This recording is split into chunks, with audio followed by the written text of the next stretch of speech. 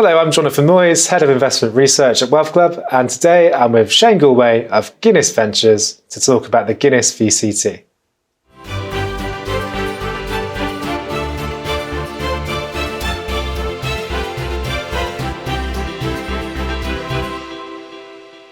Hello, Shane. So we're here to talk about the Guinness VCT.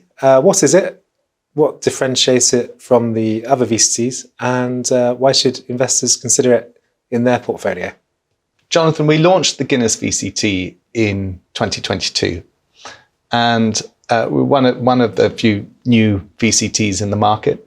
We're focused on scale-up businesses, so we mirror our Guinness EIS strategy. And as you know, we're an established EIS investor, and so we've got a really strong access to great investments. And we've made 14 so far in our Guinness VCT, and we have just over 7 million of assets under management. And for those who aren't familiar, Guinness Ventures, who are they and what's your role there?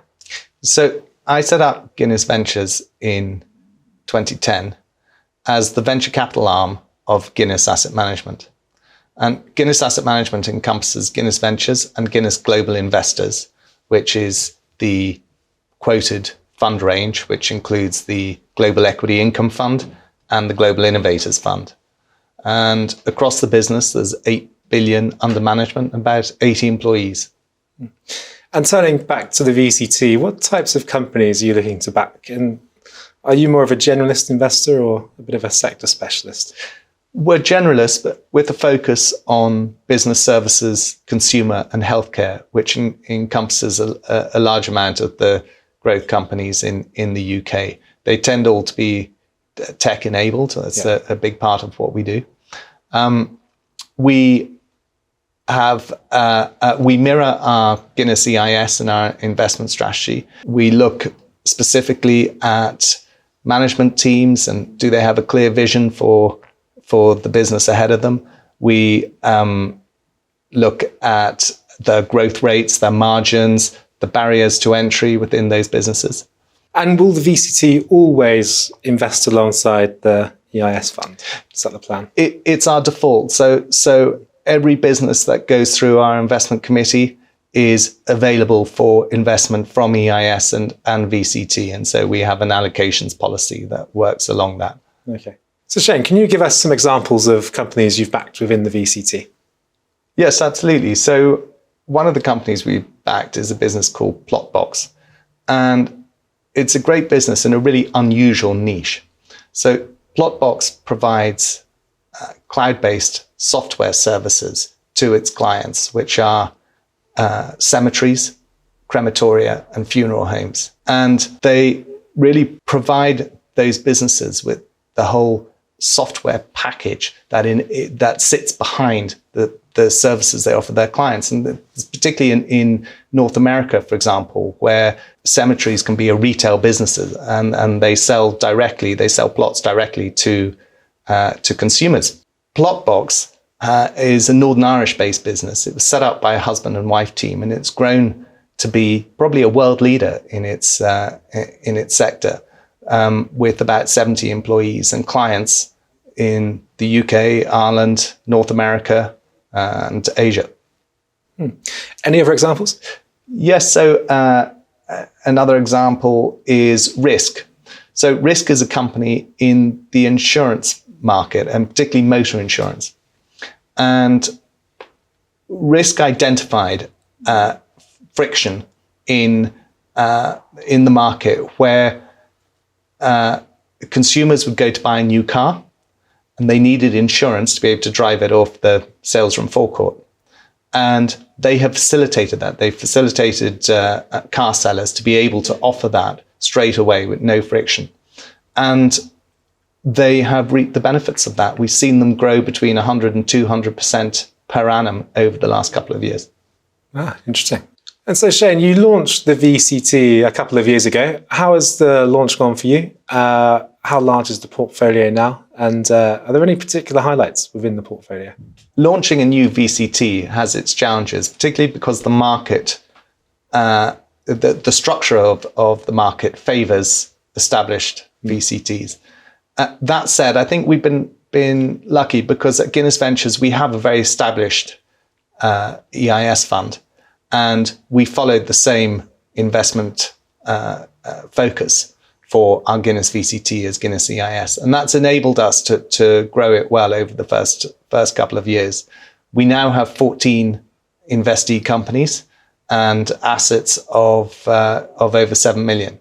And any particular sort of rising stars within the portfolio? I mentioned Plotbox and Risk, but others include Fussy, Abrism, ShotScope, and these are all businesses that have been growing strongly over the last year.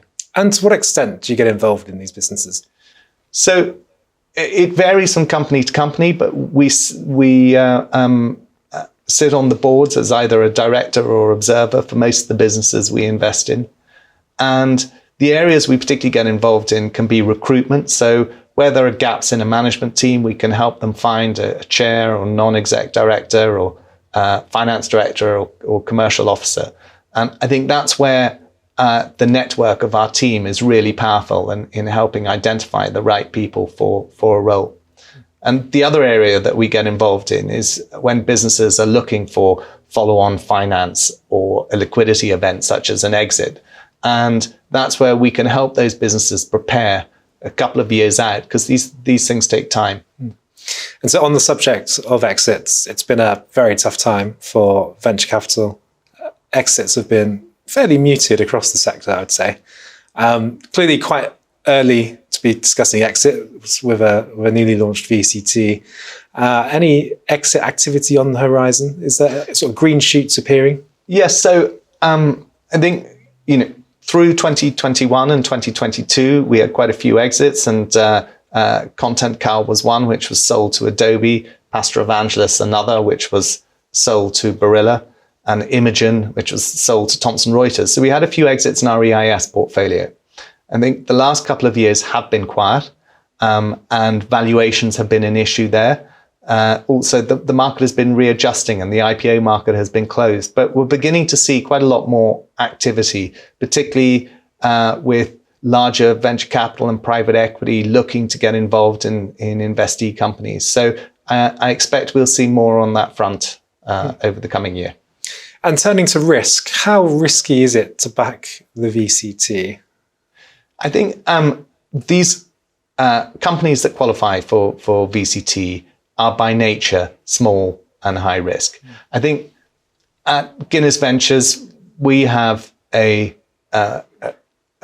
realistic attitude towards risk, and we don't try and sugarcoat it. So these businesses are risky, but the way we mitigate that is we filter for businesses that have already proved up their technology or service or product. And so we filter for businesses that have at least $1 million of turnover. Now, while that doesn't remove risk, I think it does help manage it. And we also look to diversify. So turning to dividends, Shane, when do you think the VCT might start returning money to investors? It's a bit of crystal ball gazing. We're targeting paying dividends from April 2026. And we're looking to pay dividends of 5% of net asset value. And so to sum up, Shane, for those who want to back potentially a new VCT this year, why should they consider the Guinness VCT?